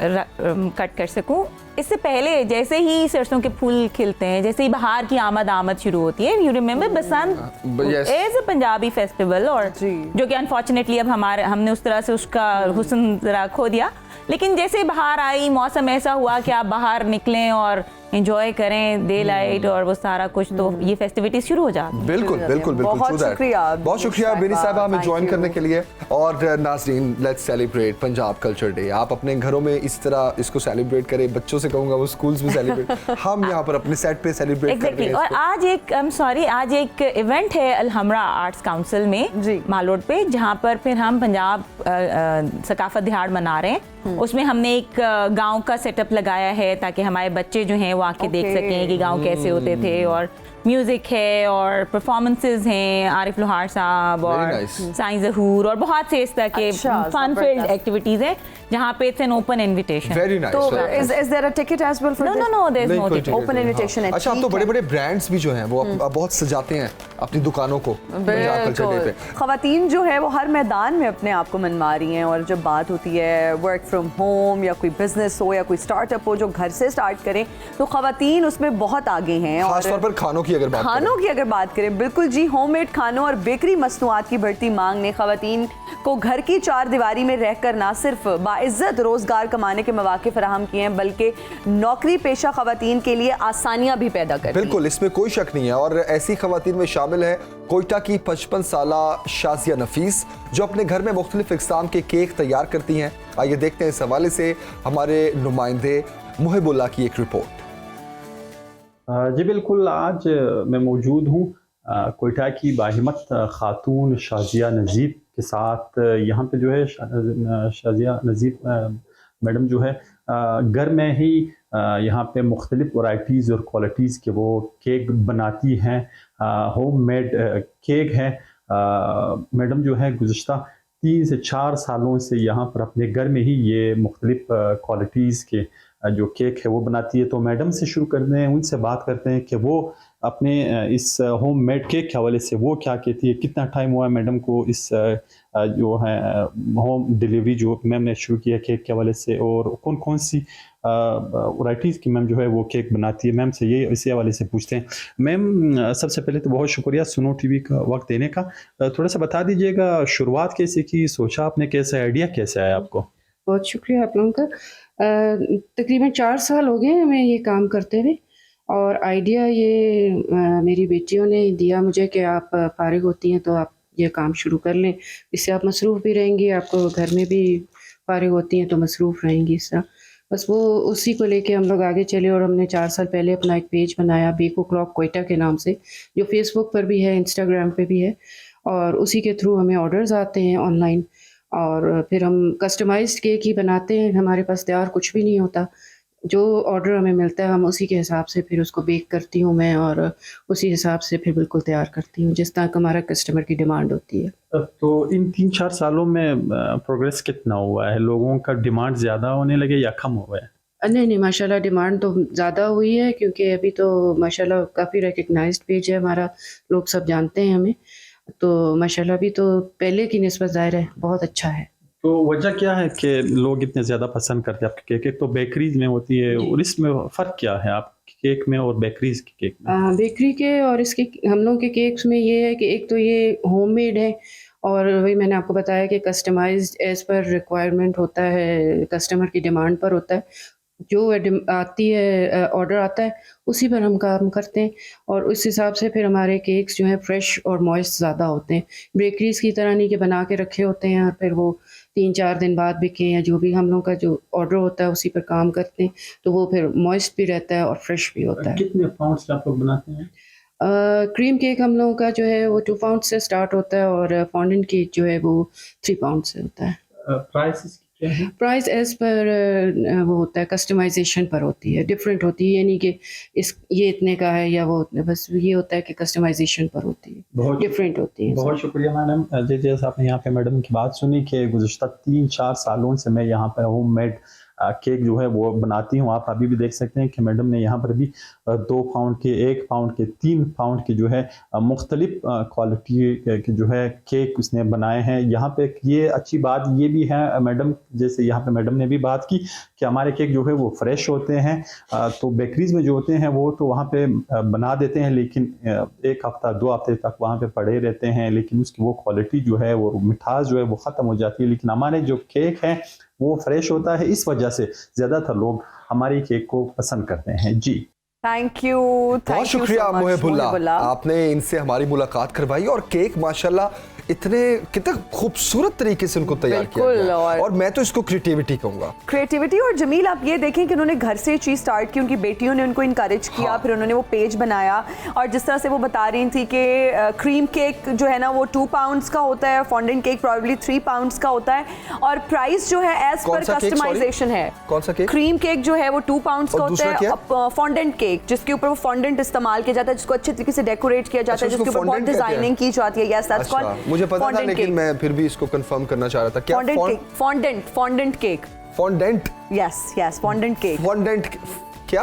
अब रहने दे कोई, but whatever it is, fondant cake। Pakistan कह रहा हूँ, लाहौर में भी इसका बहुत ज़्यादा ट्रेंड है। अब लोग बहुत ज़्यादा कस्टमाइज केक की तरफ चले गए हैं। जमील, इनको हम डिजाइनर केक्स भी कह सकते हैं, क्योंकि आप अपनी रिक्वायरमेंट के हिसाब से केक को डिजाइन करवाते हैं। अगर हम बिग ग्रैंड वेडिंग्स की बात करें, इवेंट्स की बात करें, फंक्शंस की बात करें, बर्थडेज की बात करें, एनिवर्सरीज की बात करें, आजकल तो भाई निकाह, माइयों, मेहंदी, कोई ऐसा इवेंट नहीं है जो कि केक कटिंग के बगैर जो है आजकल तो निकाह हो या निकाह हो, ये जो निक्का हो या, सही बात है, निक्का मतलब काका, फौरन हाँ, यस। तो और हर बार हर इवेंट पे जो ना वो केक आ रहा होता है, ठीक है। अच्छा, अब शादी पे इतना ट्रेंड हो गया है कि शादी की बारात वाले दिन जब शौहर अपनी बीवी को घर लाता है तो वो आते ही सबसे पहले अपने पूरे खानदान के साथ बैठ कर केक काटता है। नहीं, और वो ज्यादा डिजाइनर केक होता है, फॉन्डेंट केक होता है, और ये हॉल में ही कट जाते हैं। और पहले तो रिश्तेदार नाराज होते थे कि स्टेज पे नहीं बुलाया, तस्वीरें नहीं खिंचवाई, खाना नहीं हमें मिला सही तरह। अब नाराज क्या होते हैं कि हम जब केक कट रहा था हम तस्वीरों में ही नहीं आए। भाई आपके लिए केक नहीं कट रहा, दुल्हा दुल्हन के लिए। तब उनको बताया करें कि आप ड्रोन शॉट में आए, वहां पे देखिए, वहां पे आप। लेकिन भाई क्या जबरदस्त आजकल डिजाइनर केक्स बन रहे हैं, और क्वेटा की नहीं, ये बहुत अप्रिशिएट करने वाली बात है। आप देखें कि 55 साल ये शाजियां हैं, और शाजिया नफीस साहिबा ने भी बहुत ही नफीस और खूबसूरत केक बनाए, देखने में भी बहुत खूबसूरत थे। आई एम श्योर खाने में भी इनका टेस्ट बहुत अच्छा होगा। और अगर आप घर से कोई भी इस तरह का कारोबार शुरू करना चाहती हैं, जितनी भी खवातीन इस वक्त हमें देख रही हैं, बहुत अच्छा ये एक स्टार्टअप है। घर से बेकिंग और कुकिंग स्टार्ट करें और अपने कारोबार को जो है ना वो बिल्कुल। वज़ीर आला सिंध का सूबे के तहफ़्फ़ुज़ात दूर ना होने पर मरदमशुमारी के बॉयकॉट का इंतबाह। सूबाई हुकूमत की जानिब से पाकिस्तान इदारा शुमारियात की जारी 7वीं डिजिटल हाउसिंग एंड पॉपुलेशन मरदमशुमारी के लिए जो है वो दी गई हिमायत वापस लेने के सिवा कोई चारा नहीं होगा। अब ये जो तहफ़्फ़ुज़ात हैं सूबाई हुकूमत की जानिब से जो सेंसस हो रहा है, इस पर बात करते हैं। हमारे साथ PTI रहनुमा खुर्रम शेर ज़मान हमें ज्वाइन कर चुके हैं इस वक्त। खुर्रम साहब, बहुत शुक्रिया आपके वक्त का। सर गुड मॉर्निंग, कैसे हैं आप? जी अल्हम्दुलिल्लाह, गुड मॉर्निंग, शुक्रिया। खुर्रम शेर ज़मान साहब, क्या आपके भी तहफ़्फ़ुज़ात हैं जो सेंसस हो रहे हैं सिंध में? देखिए, आप सबसे पहले तो खिराज तहसीन पेश करें पाकिस्तान तहरीक इंसाफ की हुकूमत को, जिसने रिकॉर्ड कायम किया है कि पाकिस्तान की तारीख में जब से पाकिस्तान आज़ाद हुई, ये पहली ऐसी हुकूमत है जिसने इतने छोटे दौर के अंदर 3 साल के अरसे के अंदर ये फैसला किया कि मुल्क के अंदर जो है वो सेंसस होना चाहिए, जिसको डेफिनेटली अप्रिशिएट असद उमर की मिनिस्ट्री को जितना किया जाए वो कम है, क्योंकि पैसे भी अलग से सेपरेट कर दिए गए थे। अलबत्ता इन्होंने 1.25 साल जो है 1 साल पूरा ज़ाया कर दिया उसे इम्प्लीमेंट करने। अब सवाल यह है कि पिछले दिनों पाकिस्तान पीपल्स पार्टी ने सिंध असेंबली में एक सेंसस के ऊपर जो है रेजोल्यूशन मूव किया। मेरा ये सवाल है कि ये क्या ड्रामेबाजी पीपल्स पार्टी कर रही है, क्या दिखाना चाह रही है? पीपल्स पार्टी जो है वो हुकूमत का हिस्सा है, पीपल्स पार्टी इस वक्त PDM का हिस्सा है। ये क्या इतने नालायक हैं, इतने निकम्मे हैं और इतने जो हैं ये मोहताज हैं कि ये अपनी हुकूमत में बैठते हुए करारदादें पास कर रहे हैं, शिकायतें लगा रहे हैं, इल्ज़ामात लगा रहे हैं? भाई, जो मसला है आप हल करें ना। आपकी तो हुकूमत है, आप तो बहुत काबिल लोग हैं। 13 सियासी जमातों का ये अचार है जो बनकर इस वक्त हुकूमत चला रहा है, जिसने पाकिस्तान को महंगाई के अंदर डुबो दिया है, जिसने पाकिस्तान को इस वक्त हर मुसीबत में लाके जो है मुब्तला कर दिया है, चाहे वो आपकी इकॉनमी हो, चाहे वो डॉलर हो, चाहे वो स्टॉक एक्सचेंज हो, चाहे वो महंगाई हो। सो मेरा सेंसस के ऊपर कहना यह है कि जो हुकूमत में लोग बैठे हुए हैं वो खुद इसके खिलाफ बात कर रहे हैं, तो फिर आप में तो काबिलियत नहीं है ना, आपका तो फेलियर है, आप खुद फेल हो रहे हैं इसके अंदर। मतलब गलती भी आप कर रहे हैं और शिकायत भी आप लगा रहे हैं। PTI के क्या तहफ़्फ़ुज़ात हैं सेंसस पर? देखिए, हम तो चाहते हैं कि सेंसस ठीक तरीके से हो, कोई नाइंसाफी कहीं भी किसी से ना की जाए, सही तरीके से गिनती की जाए। सिंध के अंदर भी गिनती ठीक से की जाए, चाहे पंजाब हो चाहे KP हो, पूरे पाकिस्तान में। लेकिन आप देखेंगे ज्यादा शोर उठ रहा किसकी तरफ से? हमने तो सेंसस का पूरा तरीकाकार बना दिया, हमने तो उसके जो मेन चीज थी, जो पैसे अलग करने थे, हम असद उमर की मिनिस्ट्री ने वो पैसे भी अलग रख दिए। अब ये वक्त हुकूमत वक्त की जिम्मेदारी है कि उसको पूरा करे। लेकिन देखें, बेसिक इन तमाम चीजों के पीछे जो जितने भी इश्यूज इस वक्त हाईलाइट हो रहे हैं, उसका रीजन क्या है? वो रीजन ये है कि कोई ना कोई ऐसा रास्ता ढूंढना है जिसके जरिए किसी तरीके से इलेक्शंस को पोस्टपोन करा दिया जाए। कोई ना कोई रास्ता ऐसा ढूंढा जाए, पंजाब के लिए पोस्टपोन कराए जाए, KP के कराए जाए। हमारी तो देखें इस वक्त प्रायोरिटी क्या है, पाकिस्तान तहरीक इंसाफ की सब प्रायोरिटी है कि मुल्क को बचाना है, इन नालायकों को भगाना है, मुल्क में इलेक्शंस कराने हैं, फ्री एंड फेयर इलेक्शंस होने चाहिए, लेवल प्लेइंग फील्ड होनी चाहिए सबके लिए, हर सियासी जमात के लिए। और जो खास तौर पे एक इंटरिम सेटअप आया है, जो उनकी जिम्मेदारी है, जो आइन उनको कहता है अपनी जो है दायरे कार में रह के, अपनी हैसियत में रह के जो काम बताया गया, जो आइन कह रहा है आपको वो काम करें। ये जो खेल और ये जो तमाशे चल रहे हैं ना, ये मैं आपको बता दूं, हर चाल के पीछे हुकूमत का सिर्फ एक ही मकसद है कि इलेक्शंस को पोस्टपोन कराना है, 1 साल मौजूदा निजाम को और बिठाना है। इसके अलावा इनकी कोई ख्वाहिशात नहीं है। कल अगर आपने मेरे ख्याल से मैंने बहुत देखा, सुनो TV ने दिखाया कि लाहौर की सड़कों में जो आवाम का एक जमे गफीर नजर आया, वो साबित करता है कि it is writing on the wall की और next prime minister Imran Khan भी उसको फेस नहीं कर सकते हैं। कभी सेंसस का मसला लेकर आते हैं, कभी कहते हैं दहशतगर्दी का मसला है, कभी कहते हैं मुल्क में पैसा नहीं है। सो अपनी अय्याशियों के लिए पैसा है, फॉरेन ट्रैवलिंग के लिए पैसा है, पूरी टीमें पाकिस्तान से बाहर जा रही है उनके लिए पैसा है, अच्छी से अच्छी गाड़ियां इंपोर्ट हो रही हैं उसके लिए पैसा है। अपनी जो है अय्याशियां कहीं कम नहीं की जा रही हैं, लेकिन पाकिस्तान में अवाम के लिए मुश्किलात पैदा करने के लिए रोजाना एक नया बयान आ जाता है, रोजाना एक नई चाल चली जाती है और उसको रोजाना की बुनियाद के ऊपर अवाम मुस्तरद करती है। इस तरीके से मुस्तरद करती है कि वो सड़कों पे इमरान खान के लिए निकलती है, इमरान खान की आवाज पे निकलती है। सो इनके पास आजकल सिर्फ एक काम है, सुबह शाम दिन रात, वो है इमरान खान, इमरान खान, इमरान खान। TV के जितने चैनल्स हैं, जितनी अखबारात हैं, उन हर खबर का जो है ताल्लुक सिर्फ इमरान खान से, which means Imran Khan is talk of the town. Imran Khan के अलावा इस वक्त पाकिस्तान आके नहीं चल सकता। आप मुस्तरद हो गए पूरी दुनिया में, फ्रेंडली कंट्रीज में भी आप मुस्तरद हो गए, IMF ने भी आपको मुस्तरद कर दिया, पाकिस्तान की आवाम ने भी मुस्तरद कर दिया। देखिए इनके 3 मकसद थे। पहला इनका मकसद था कि इन्होंने ओवरसीज पाकिस्तानी की वोटिंग खत्म करानी थी, वो उन्होंने करा दी। इनका दूसरा मकसद था कि इन्होंने जो इलेक्शंस होने थे वो उन्होंने सिस्टम के थ्रू कंप्यूटराइज उन्होंने खत्म कराना था, वो उन्होंने करा दिया। तीसरा मकसद था इन्होंने अपने केसेस खत्म कराने थे, नैब के अंदर 1100 अरब रुपए का रिलीफ लेना था, वो उन्होंने ले लिया। अब मैं कहता हूँ कि सुनो टीवी भी इनसे जो है गुजारिश करे कि ये चलते बने जाएं, पाकिस्तान की जान छो जहाँ जाएं, हमें अपना मुल्क बचाने के लिए मौका दें। अच्छा खुर्रम शेरज़मान साहब, 2017 में जो सेंसस हुए थे उस पर भी MQM को बहुत तहफ़्फ़ुज़ात थे, क्योंकि पॉपुलेशन के हिसाब से ही फिर हल्का बंदियाँ होनी होती हैं, तो उन्होंने तब भी बहुत ये एहतजाज किया था। अभी जो पीपल्स पार्टी है उनकी ही हुकूमत है और वही कह रहे हैं कि हम इस सेंसस का बॉयकॉट कर देंगे। तो ये मामला बेसिकली है क्या ये सिर्फ डिजिटल सेंसस का बॉयकॉट करना चाह रहे हैं, जिसमें ये जवाब बनाया जा रहा है बेसिकली कि ना तो ये डेटा खानदानों के साथ शेयर किया जा रहा है, ना ही डायरेक्टली नादरा में जा रहा है। अरे ढोल बजाए ना जाके शहबाज शरीफ के दफ्तर में, ये भी जाएं और साथ में खालिद मकबूल सिद्दीकी भी जाएं और साथ में मौलाना फजल रहमान पे जाएं, जो उन्होंने ढोल बजाना वहां जाके बचाएं। ये आवाम को क्या मतलब क्या आवाम को दिखाना चाह रहे हैं? देखिए मैं आपको बताऊं, थोड़ा सा आपको समझना पड़ेगा। ये अभी आवाम को ये तासुब देना चाह रहे हैं कि मौजूदा निज़ाम से हमारा कोई ताल्लुक नहीं है, मौजूदा मुल्क के अंदर आवाम के ऊपर जो क़यामत इस वक्त आई हुई महंगाई की, उससे हमारा कोई ताल्लुक नहीं है। पीपल्स पार्टी आहिस्ते आहिस्ते PMLN से जो है अपनी राहें जो है वो दूर करेगी, उनसे जो है अपनी वाबस्तगियाँ दूर करेगी, आवाम को एक ऐसा परसेप्शन आहिस्ते से देना शुरू करेंगे ये लोग कि हमारा इनसे कोई ताल्लुक नहीं है। बहुत जल्द आप देखेंगे एक दूसरे को ये जो है लानतान एक दूसरे के ऊपर ये शुरू कर देंगे। उसकी वजह यह है कि पूरा पाकिस्तान इस वक्त इनका चेहरा देखने को, इनका नाम सुनने को तैयार नहीं है। इमरान खान का दौर में आपको याद है कि बिजली के क्या रेट थे, गैस क्या क्या थे, पेट्रोल क्या था, डीजल क्या था, सब्सिडीज देता है इमरान खान। इसी पाकिस्तान से इमरान खान जो है पूरी दुनिया कोविड में नीचे जा रही थी, लेकिन पाकिस्तान ऊपर जा रहा था। बिल गेट्स आके पूछ रहा था कि आपने क्या कर दिया, पूरी दुनिया नीचे जा रही थी, पाकिस्तान आगे जा रहा था। आप देखें डॉलर इमरान खान 175 पे छोड़ के गया, 300 को टच कर रहा है। रेस लगी हुई है डॉलर और पेट्रोल के दरमियान के कौन पहले 300 को क्रॉस करेगा। ये हालत है। 15 रुपए की नान मिलती थी इमरान खान के दौर में, 35 रुपए की नान मिल रही है। बिल्कुल कहाँ जाएगा गरीब, आप मुझे बताएं। 1800 रुपए किलो मटन आज आपको मिल रहा है, बल्कि 950 रुपए किलो मिलता था इमरान खान के दौर के अंदर। मुर्गी 800 रुपए किलो पे चल गई है, जो 450 रुपए किलो मिलती थी। सब्जियां कोई खाने के काबिल नहीं है, दाल कोई खा नहीं सकता है। क्या खाए, क्या जहर खाए? अवाम के पास जहर खाने के भी पैसे नहीं है। तो ये है PDM। बिल्कुल।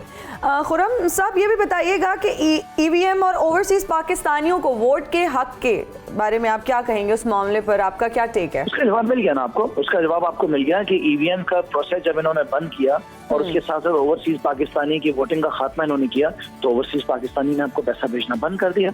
ओवरसीज पाकिस्तानी ने कहा कि ठीक है, हमारी कोई वैल्यू नहीं है, अब आपको रेमिटेंसेस नहीं मिलेंगी। पाकिस्तान को डॉलर की इतनी परेशानी क्यों है? क्योंकि आपके रेमिटेंसेस भी नीचे आ गई हैं। जो पॉलिसीज इमरान खान ने ओवरसीज के लिए की थी वो सारी पीछे हट गई हैं। आज आपका एक्सपोर्ट नीचे हो गया है, आज आपके इंपोर्ट्स के इशू हैं, आज आपकी LCs नहीं खुल रही हैं। So who is responsible? Imran Khan responsible है। इनका मुंह काला हो गया ना कल जब अदालत ने जो है तोशा खाना की सारी डिटेल्स निकाली है। इधर तो इन्होंने जो है ना तो पाइनएप्पल के डब्बे भी नहीं छोड़े हैं इन्होंने, घड़ियां लेके चले गए, गाड़ियां लेके निकल गए, कालीन लेके उड़ गए। इनका असल चेहरा आवाम के सामने अभी आना है। अभी तो ऑनरेबल जज साहब ने कहा है कि जो डिटेल्स छुपाई हैं उनको भी निकालो और आपको डिटेल्स मिलेंगी, आपको पता चलेगा। ये तो जो है ना जूते भी ना छोड़ के जाए किसी के, ये इनका हाल है जो इमरान खान को तोशाखाना लगाया हुआ था इन्होंने। जी अच्छा खुर्रम साहब, जो आम इंतखाबात होने हैं उस पर तो मुत्तफिक हुए थे सब, आप ही की हुकूमत में, PTI की हुकूमत में, कि उससे पहले सेंसस होंगे और नए आदाद शुमार के मुताबिक जो है वो आम इंतखाबात होंगे। तो उसमें EVM और ओवरसीज वाला मामला भी था। तो आपको क्या लग रहा है आने वाले दिनों में कि एक तो ये कि अगर आम इंतखाबात होते हैं तो क्या वो EVM और ओवरसीज पाकिस्तानियों के वोट के हक के बगैर होंगे?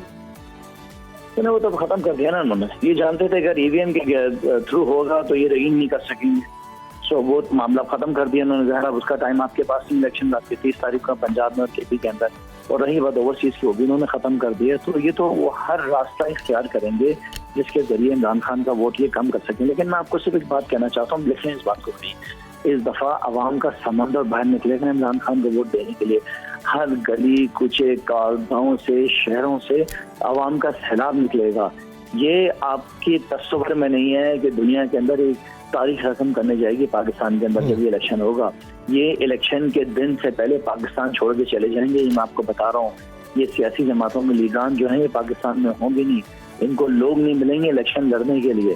घरेलू कट्टे होंगे इनके, बैठ के जो इलेक्शन लड़ रहे होंगे इनके अपने लोग इलेक्शन लड़ ही नहीं ले रहे होंगे। बिकॉज लिखा हुआ है दीवार के ऊपर कि इमरान खान आ रहा है और छोटी मोटी में बहुत बड़ी मेजोरिटी से आ रहा है। और किस वजह से आ रहा है? इनकी अपनी नालायकियों की वजह से आ रहा है। इमरान खान ने जो कुछ पाकिस्तान के लिए करा, आप देखें ना कि क्या क्या क्या फख्र होता था, किस तरह हमारे प्यारे नबी हज़रत मोहम्मद मुस्तफ़ा सल्लल्लाहु अलैहि वसल्लम के लिए उन्होंने जो है पूरी दुनिया में आवाज़ उठाई, पूरी दुनिया को एहसास बनाया कि जब आप हमारे प्यारे नबी की गुस्ताखी करते हैं हमारे दिलों को तकलीफ होती है। किसी ने किया ऐसा? किस तरीके से इमरान खान ने केस अपना लड़ा, पाकिस्तान का केस लड़ा जो है उसमें यूनाइटेड नेशन में। आज से पहले कभी किसी ने किया? क्या रिलेशन थे इमरान खान के कि जब सऊदीया का बादशाह आता था तो इमरान खान ड्राइव करके उनको जाता था लेने के लिए? क्या चाइना इनकी वाह करता था? किस तरह अमेरिका के अंदर रिसेप्शन मिला था? ये कब हुई ऐसी चीजें? कब हुआ ऐसा पाकिस्तान में? मुझे बताएं तो सही, पिछले 25-30 साल के अंदर। आज अगर पाकिस्तान के ऐसे हालात हैं तो उसका जिम्मेदार इमरान खान नहीं है, ये दो सियासी जमातें हैं जो पाकिस्तान को रूल करती रही हैं। अब ये चाहते हैं कि इनके बच्चों की गुलामी पाकिस्तानी करें। अगर आपने इनसे बचना है तो सब ने साथ देना है, हर जर्नलिस्ट ने देना है, हर टीवी चैनल ने देना है, हर शख्स ने, बिजनेस कम्युनिटी से ताल्लुक रखने वाले लोगों ने देना है, क्योंकि हर एक के स्टेक्स हैं। हमें इमरान खान से तो ज्यादा बड़ा गर्ज हम सबका इमरान पाकिस्तान है ना, कि पाकिस्तान को बचाना है। सो पाकिस्तान को कौन बचाएगा? एक ही उम्मीद की किरण नजर आ रही है इमरान खान। अगर आपको कोई और नजर आ रहा है तो मुझे बता दें, हम उसके पीछे लग जाते हैं। हमारा मकसद तो पाकिस्तान बचाना है। सही। खुर्रम शेर जमान साहब, बहुत शुक्रिया आपके वक्त का, सुनो पाकिस्तान से बात करने का।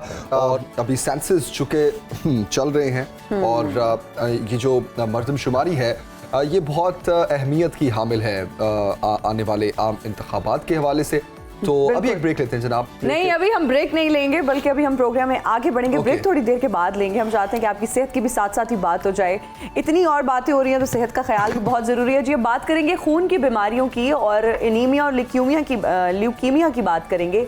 और अक्सर हमें ये टर्म सुनने को मिलती है कि बच्चा जो है वो एनीमिक हो चुका है।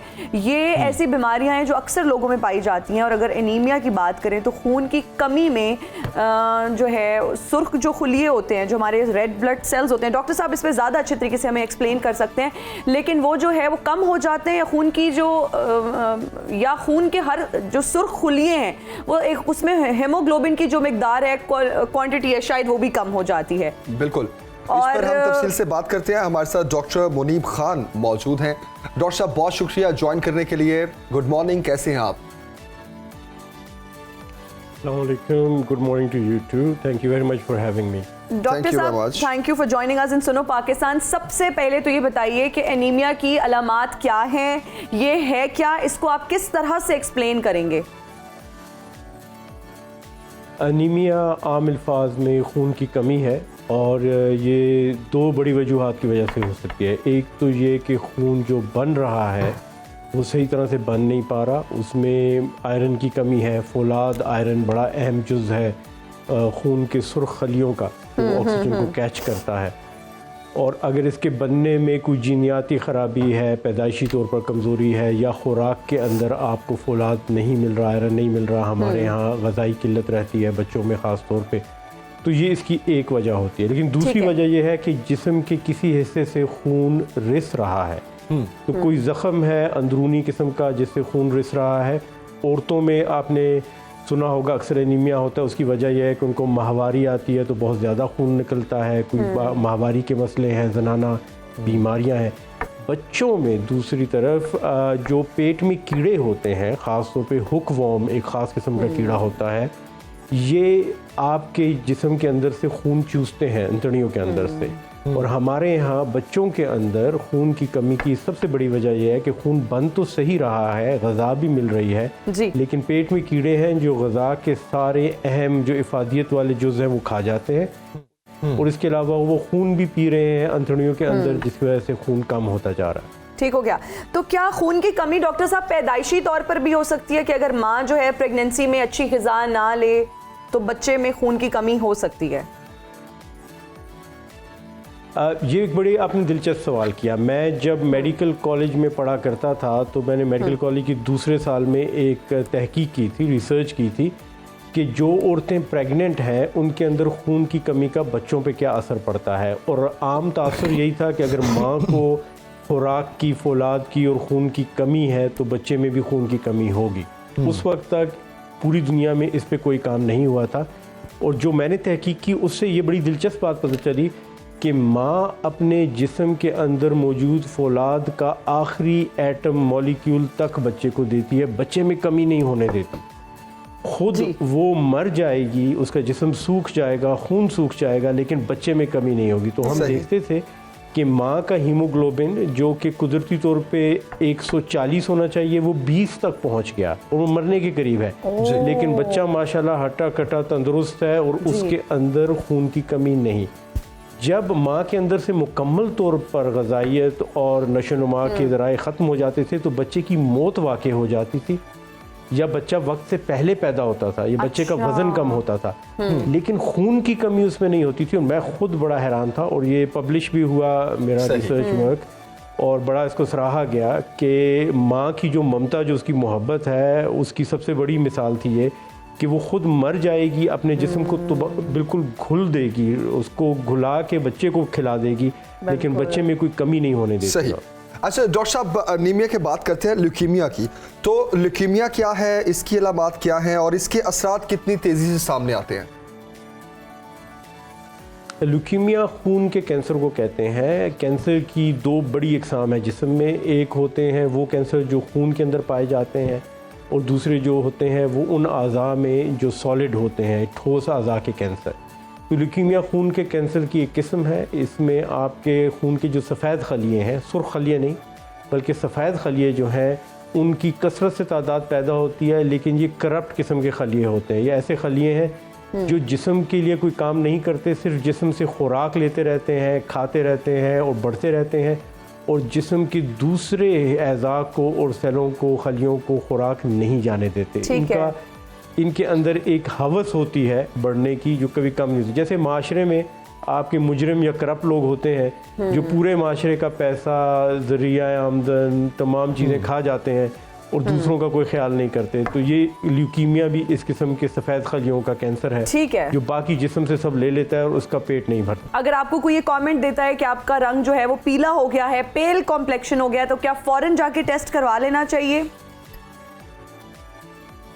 जी, बड़ा अहम सवाल है। रंग के पीला होने की दो वजूहात हो सकती हैं। एक तो पीलाहट होती है जो एनीमिया खून की कमी से वाक़ होती है, बच्चों में भी बड़ों में भी, और दूसरा यरकान होता है जो जिगर की ख़राबी से होता है, जॉन्डिस जिसे कहते हैं। दोनों सूरतों में फ़ौरन जाके लेबॉरेटरी से इलाज भी करवाना चाहिए और डॉक्टर से मशवरा भी करना चाहिए। और यहाँ मैं एक बात आपको और कहूँगा कि हमेशा उस बंदे की बात पे तवज्जो दें जो आपके घर का फ़र्द नहीं और बाहर का बंदा है या गैर है, क्योंकि घर के अफराद अक्सर आपके रंग की तब्दीली को नोटिस नहीं करते कि वो इतना आहिस्ता डेवलप होता है कि वो उसके आदी हो जाते हैं।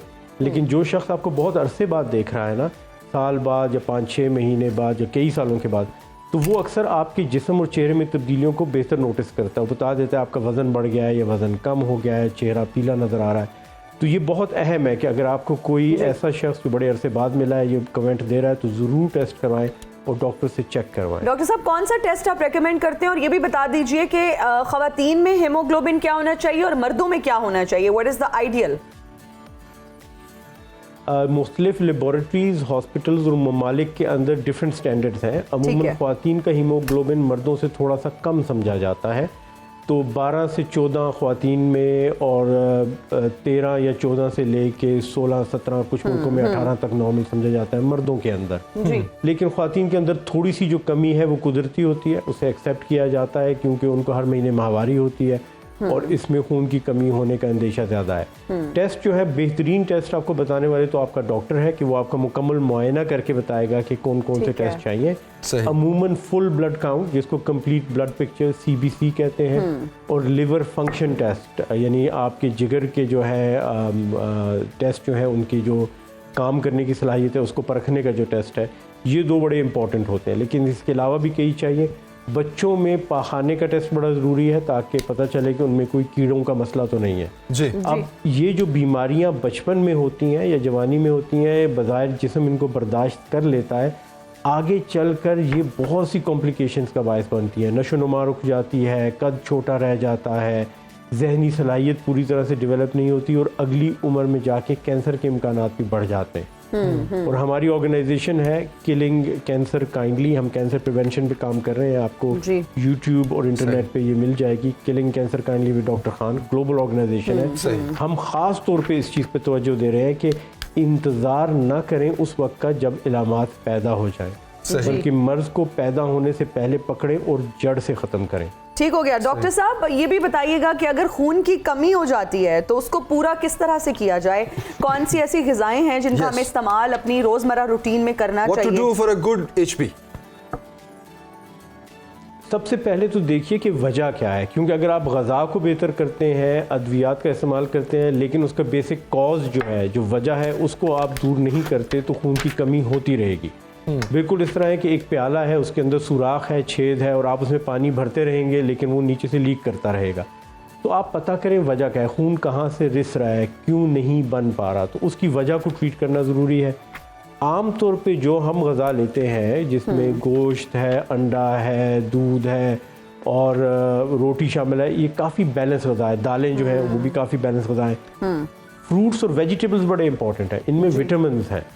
आप दिन में कम से कम 5 फ्रूट या वेजिटेबल ज़रूर इस्तेमाल करें। और यहाँ मैं आपको एक दिलचस्प बात है ना और जमील बताना चाहूँगा कि जो आपके मसनूई विटामिन है ना, अगर आपकी जिस्म में कमी है तो इनका इस्तेमाल करें, लेकिन अगर आपकी जिस्म में कमी नहीं है और आप मसनूई विटामिन इस्तेमाल कर रहे हैं तो इससे कैंसर होने के इम्कानात भी बढ़ जाते हैं और दीगर बीमारियों के इम्कानात भी बढ़ जाते हैं। सही।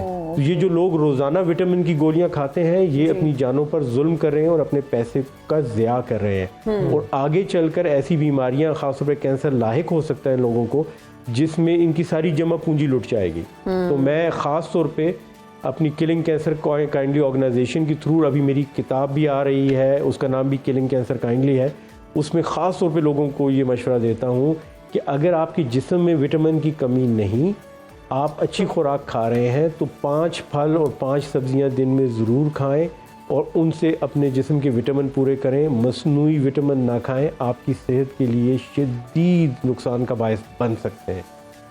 सही। जी। अच्छा डॉक्टर साहब, ल्यूकीमिया के बारे में जिस तरह आप बता रहे थे कि ये एक कैंसर की एक शक्ल है, तो इसकी वजूहात क्या हैं बेसिकली? ल्यूकीमिया के बारे में बहुत सी तहकीकात हो रही हैं, अभी तक इसकी रिस्क फैक्टर्स और जो वजूहात हैं उनके बारे में ज़्यादा तफसील हमें नहीं मिली। कुछ लोगों में ये जीनियाती तौर पर पाया जाता है, जेनेटिक टेंडेंसी है, ऐसे सिंड्रोम्स हैं, इस किस्म की जीनियाती ख़राबियाँ हैं जो एक ख़ानदान में नस्ल दर नस्ल मुंतकिल होती हैं और वहाँ कैंसर के इम्कानात बढ़ जाते हैं। तो एक तो ये वजह हो सकती है, लेकिन ये 4-5% लोगों तक महदूद है। इसके अलावा देखा गया है कि खुराक के अंदर कुछ इस किस्म के टॉक्सिन्स और जहरीली चीज़ें हो सकती हैं जो आपके बोन मैरो को, आपकी हड्डियों के गूदे को नुकसान पहुंचाएं। रेडिएशन इसकी वजह बन सकती है। कैंसर के इलाज के लिए जो दवाइयाँ इस्तेमाल होती हैं उनसे भी 15-20 साल के बाद जाके ल्यूकीमिया के इम्कानात बढ़ जाते हैं। और बार बार इन्फेक्शन होने से मसलन अभी पिछले दिनों तो ये भी देखा गया है कि डेंगू का मर्ज़ जिन लोगों को बार बार होता है उनमें भी खून के कैंसर के इम्कानात बढ़ जाते हैं। इस पर भी हमने एक वीडियो बना के अपनी वेबसाइट पे डाला है और इस बारे में बहुत कम तहकीक हुई है, बहुत कम लोगों को पता है। तो अपने आप को इन्फेक्शन से बचाइए। बार बार इन्फेक्शन का होना, ख़ास तौर पर ऐसा इन्फेक्शन जिसमें जिस्म का दिफाई निज़ाम मुश्तइल होता है और उसको बहुत काम करना पड़ता है, उसमें इम्कानात बढ़ जाते हैं कि आगे चल के खून का कैंसर 5, 10 या 15 साल के बाद हो सकता है। ज़रूरी नहीं कि हर इन्फेक्शन से हो, लेकिन इम्कानात बढ़ जाते हैं। तो बेहतर है कि बंदा एहतियात करे, इन्फेक्शन को फ़ौरन ट्रीट करे, डेंगू, मलेरिया, इस किस्म के अमराज से बचाव की कोशिशें करें। सही। अच्छा डॉक्टर साहब, आपने विटामिन्स की बात की, अभी तो बहुत ट्रेंड चल रहा है ये कि विटामिन्स लिए जाएं और बहुत सी कंपनीज अब मार्केट में आ गई हैं और अब लोग आपस में बात कर रहे होते हैं कि अच्छा मैं फ़लाँ ब्रांड के विटामिन्स यूज़ करता हूँ या करती हूँ और मैं फ़लाँ। तो आपने जिस तरह कहा कि ये तो जुल्म और ज़्यादती है आपकी अपनी ही बॉडी के साथ, तो फिर बेस्ट सोर्स ऑफ विटामिन क्या है? आपकी रूटीन कैसी होनी चाहिए? आप सब्जियों, फलों, दालों, गोश्त, इन सारी चीज़ों को किस तरह मेंटेन करें कि आपको जो एक पर्टिकुलर विटामिन चाहिए बॉडी को वो मिलते रहे? जी जमील, बहुत अच्छी बात पूछी आपने।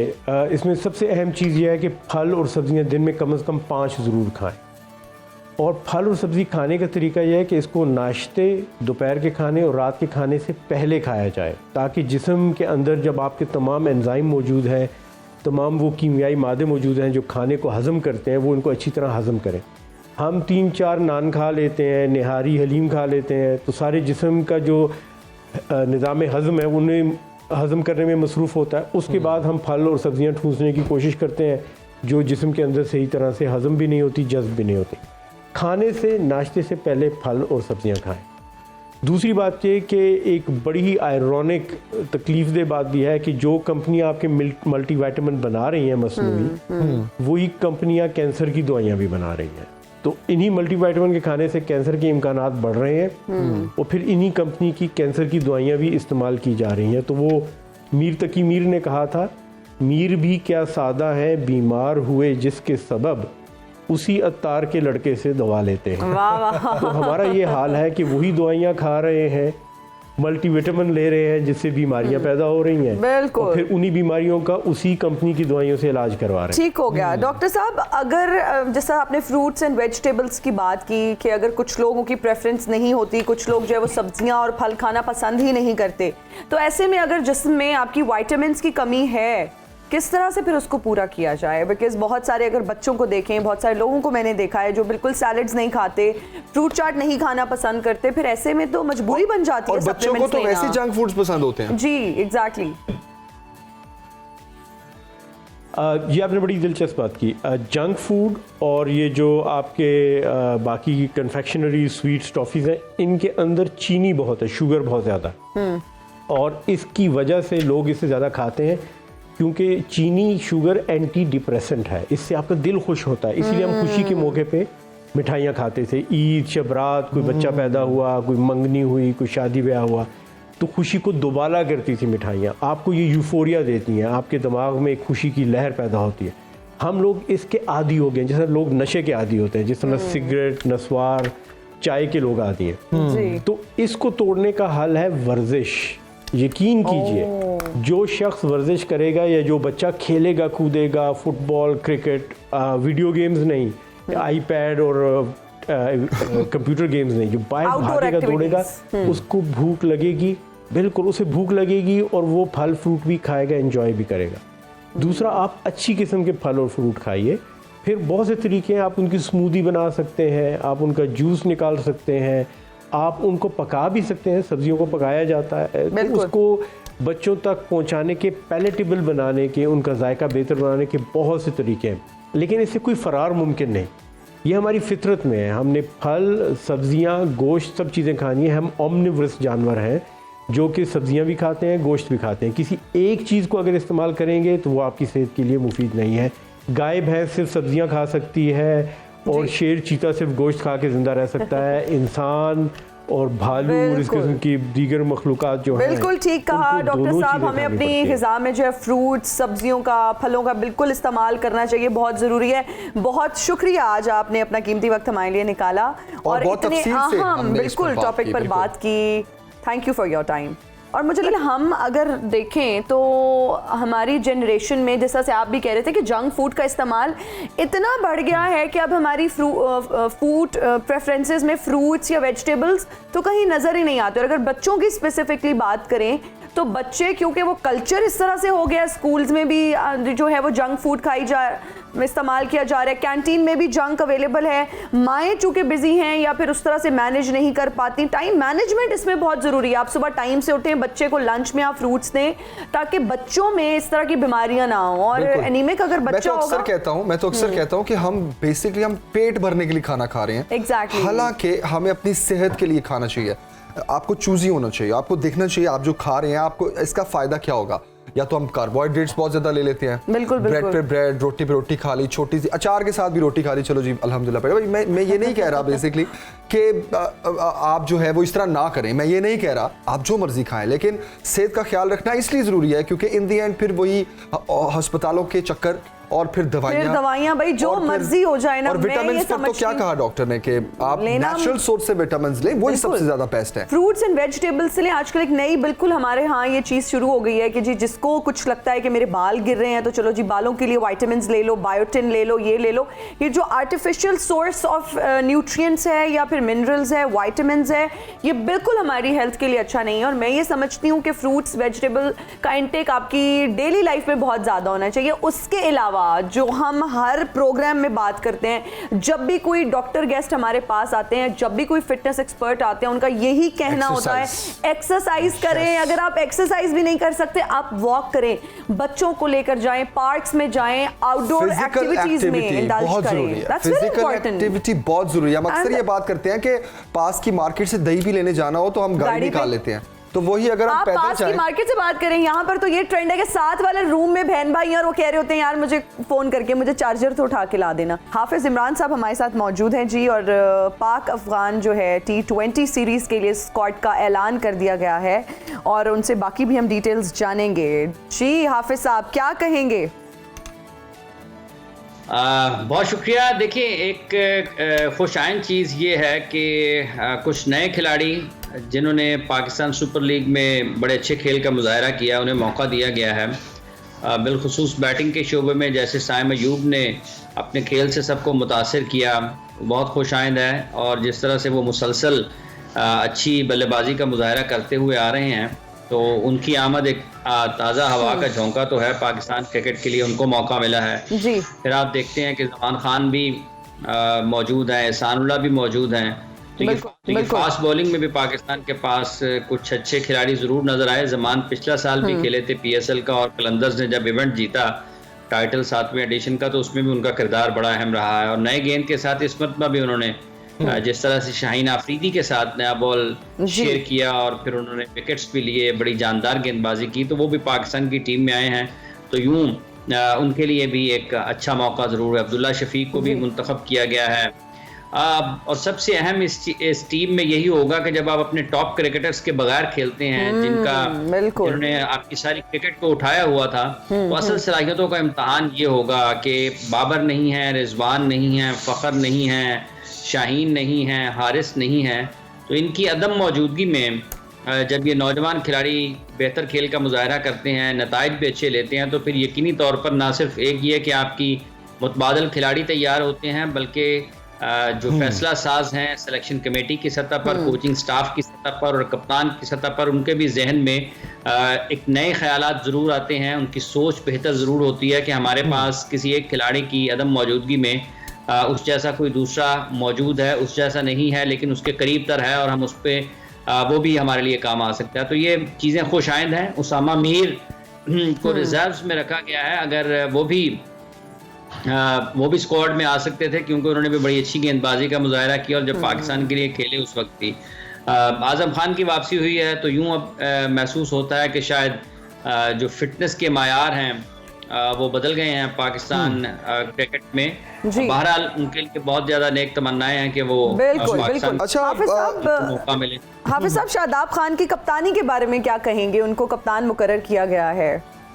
देखिए, वो वाइस कैप्टन थे, नायब कप्तान थे वो पाकिस्तान के, और गुज़िश्ता चंद रोज़ से जिस तरह से खबरें सामने आती रहीं मुख्तलिफ कप्तानों के हवाले से, बिलखुसूस शाहीन आफरीदी के नाम पर जिस तरह से बहस हुई, तो बुरा ऑप्शन तो वो भी नहीं है। आप देख रहे हैं कि पाकिस्तान सुपर लीग में उन्होंने जिस तरह से कप्तानी की है, और जितने भी क्रिकेट खेलने वाले लोग हैं, बिलखुसूस जो क्रिकेट पर बात करते हैं समझबूझ के साथ, उनके ख्याल में वो कंट्रोल के साथ और अथॉरिटी के साथ अपनी तब्दीलियां करते हैं।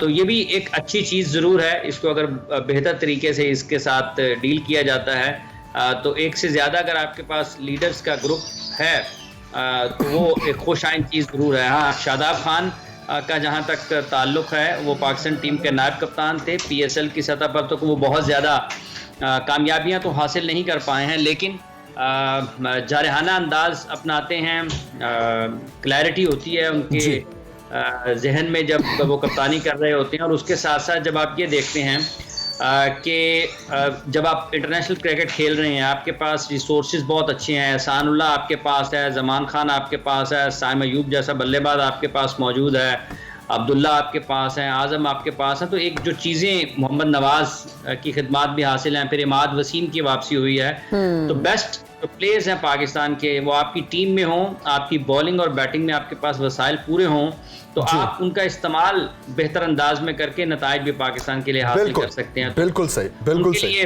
बेस्ट विशेज हैं, चूंकि पाकिस्तान की कप्तानी कोई एक आम बात नहीं है, बहुत बड़े एजाज की बात है। T20 क्रिकेट में वो पाकिस्तान के लिए कप्तानी करने जा रहे हैं, वो बेहतर करेंगे तो यकीनी तौर पर न सिर्फ बाबर आजम का बोझ कम होगा, बल्कि इससे टीम में भी एक एहसास जरूर पैदा होता है कि आपके पास कायद मौजूद है, आपके पास क़यादत करने वाले, खेल समझने वाले, खेल का शऊर रखने वाले लोग मौजूद हैं, जो वक्त पड़ने पर टीम की क़यादत के फ़राइज़ अच्छे तरीके से अंजाम दे सकते हैं। बिल्कुल सही। अच्छा हाफिज साहब, क्विकली जरा कल जो प्लेऑफ का पहला मैच लाहौर वर्सेस मुल्तान, उस पर क्या कहेंगे आप? किसका परिणाम भारी नजर आ रहा है आपको? ये एहसास पैदा होता है इस मैच से कि जो टीम ये मैच जीतेगी उसके इस इवेंट के 8वें इवेंट के जीतने के इम्कानात बहुत ज़्यादा रोशन होंगे।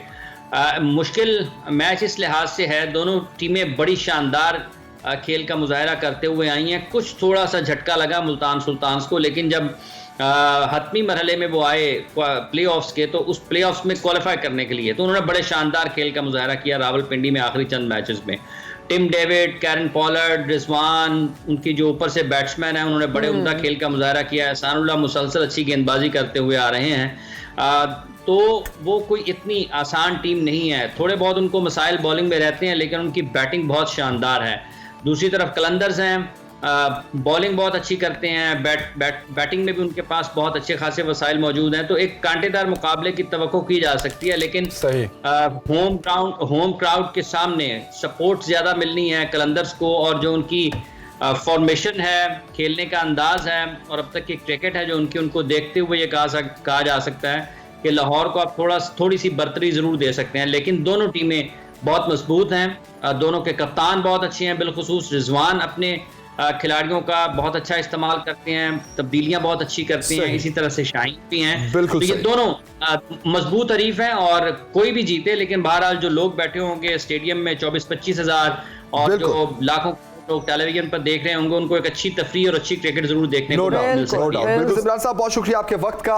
और अभी नाज़रीन वक्त हो गया आपसे इजाजत लेने का, आपसे मुलाकात होगी इंशाल्लाह कल। अपना बहुत सा ख्याल रखिए, फीडबैक जरूर दीजिएगा। मुझे और जमील सुखेरा को दीजिए इजाजत। टेक केयर, अल्लाह हाफिज़, बाय बाय।